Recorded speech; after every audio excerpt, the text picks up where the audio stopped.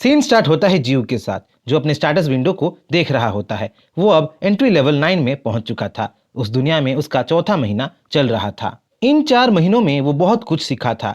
वो ट्री बन के अपने लाइफ को एंजॉय कर रहा था। उसके पास फॉल्कन्स के कुछ चूजे और म्यूटेंट रेड फॉक्स बोल के एक मॉन्स्टर भी था। क्योंकि रेड फॉक्स एरो की वजह से वुंडेड था, तो जीयू सोचने लगता है कि म्यूटेंट रेड फॉक्स के घायल होने के जिम्मेदार जरूर इंसान होंगे। जीयू इस वक्त इंसानों से मिलने के लिए तैयार नहीं था। इंसान अगर जीयू को ड्राइड समझ के काट देंगे तो वो वहीं मर सकता था। इसीलिए वो अपना लो प्रोफाइल बना के रहने की सोचता है। वो इंसानों से बच के रहने की सोचता है, उनको अवॉइड करने की सोचता है। पर ऐसा होता नहीं है। दूर से जीयू को कुछ आवाजें सुनाई देता है। जब वो उस ओर गौर करता है तो उसे 2 इंसान उसकी तरफ आते हुए दिखते हैं। उन 2 लड़कियों को देख जीयू तुरंत अपने स्पिरिचुअल फेस को ट्री के ट्रंक के अंदर छिपा देता है। वो 2 लड़की जीयू के पास आती हैं, उसको फादर बोल के उसके सामने कुछ अगरबत्तियां जलाती हैं और कुछ खाने का ऑफरिंग देती हैं। यहाँ हमें पता चलता है कि जीयू के नीचे उन दोनों लड़कियों के फादर को दफनाया गया था। एक तरह से जीयू उन 2 लड़कियों के फादर के कब्र पे खड़ा था। उनके फादर के डीकम्पोस्टिंग बॉडी को ऑब्जर्व करके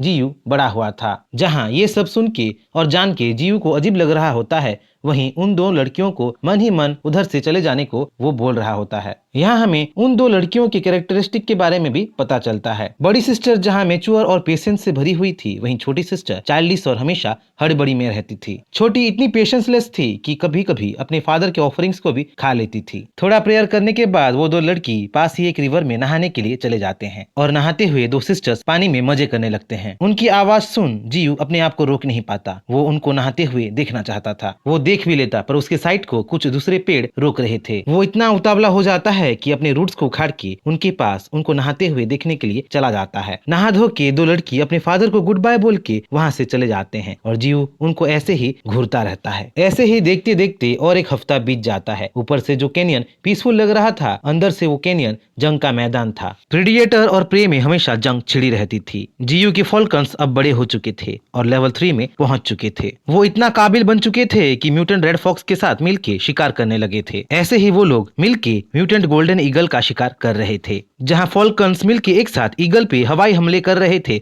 वहीं रेड फॉक्स ईगल को काट के अपने दांतों से हमला कर रहा था। पर म्यूटेंट गोल्डन ईगल को हराना म्यूटेंट रेड फॉक्स और फॉल्कन्स के बस में नहीं था। म्यूटेंट गोल्डन ईगल उनसे लेवल में बहुत ज्यादा ऊपर था। म्यूटेंट गोल्डन ईगल जो अपने क्लॉज से शिकार को फाड़ के रख देता था और अपने स्टील जैसे पंखों से एनिमीज पे हवाई हमले करता था, वो अब म्यूटेंट रेड फॉक्स और फॉल्कन्स पे हावी होने लगा था। Mutant golden eagle mutant red fox को अपने क्लॉज में पकड़ के जमीन में पटक देता है। ईगल फॉक्स को खाने ही वाला था कि जीयू ईगल को अपने ड्रिलर जैसे ब्रांचेस से अटैक कर देता है। जो ईगल कई दिनों से कैनियन के ऊपर मंडरा रहा था, वो आखिरकार मारा जाता है। जीयू को समझ में आ जाता है कि मॉन्स्टर्स उसके ऑरा के वजह से उसकी तरफ अट्रैक्ट हो रहे थे और इसी तरह किसी दिन अगर कोई स्ट्रॉन्गर मॉन्स्टर उसके एरिया में आ गया तो प्रॉब्लम हो सकता है। उसे मॉन्स्टर्स के लिए अपने आप को प्रिपेयर करना पड़ेगा। सिर्फ उसे ही नहीं, उसके मॉन्स्टर्स पेट्स को भी आने वाले खतरे से लड़ने के लिए स्ट्रॉन्गर बनाना पड़ेगा। लेवल 7 के म्यूटेंट गोल्डन ईगल को मार के जीयू को 70 इवोल्यूशन पॉइंट्स मिलता है। जीयू अपने फॉल्कन्स और रेड फॉक्स को हील करने के लिए और उनको स्ट्रॉन्गर बनाने के लिए अपना ट्री सेप उनको पिला ही रहा होता है कि अचानक वहाँ एक धमाका होता है। धमाका जैसे कि कोई बड़ी सी बिल्डिंग वहाँ दह गई हो। चारों तरफ धूल ही धूल उड़ रहा होता है और जब माहौल थोड़ा सा शांत होता है तो जीयू को तुरंत ही एक वार्निंग नोटिफिकेशन आता है। उसके कई सारे ब्रांचेस और रूट्स कट चुके थे। 50 ब्रांचेस में से बस 24 ब्रांचेस ही बचे थे। जीयू बाल बाल बचा था। जब धूल पूरी तरह जमता है तो जीयू को उसकी ये हालत करने वाला एनिमी दिखता है। जिस एनिमी को आते वो महसूस नहीं कर पाया था, जिसने जीयू की तरह अपना ऑरा छिपा रखा था, वो एनिमी अब उसके सामने था। जीयू का एनिमी एक टोमाहॉक स्नेक था। स्नेक जो लेवल 9 पे था। एक ऐसा स्नेक जिसके सर और पैर पे ब्लेड्स लगे थे। ब्लेड्स जो एक ट्री को आसानी से काट सकते थे। स्नेक को देख म्यूटेंट रेड फॉक्स गुर्राने लगता है। म्यूटेंट रेड फॉक्स को इस तरह गुर्राते देख जीयू समझ जाता है कि रेड फॉक्स स्नेक से पहले लड़ चुका था और शायद रेड फॉक्स को घायल टोमाहॉक स्नेक ने ही किया था।